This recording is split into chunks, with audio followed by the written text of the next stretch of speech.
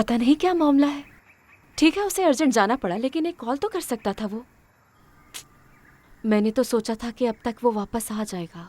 वैसे शादी के शुरू में ये सब होना अजीब है। एक कॉल भी नहीं की, मैसेज ही कर देता।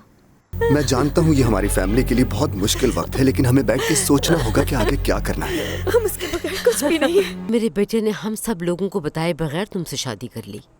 सॉरी, ये तो मैं भी नहीं जानती उसने ऐसा क्यों किया, बट आई होप जल्दी मुलाकात होगी आपसे। देखो, तुम्हें कुछ बताना है।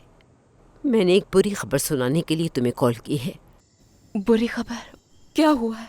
मेरा बेटा अब इस दुनिया में नहीं है। क्या? मेरी जान वेनिसा, तुम्हें अपने फ्यूचर के बारे में सोचना होगा।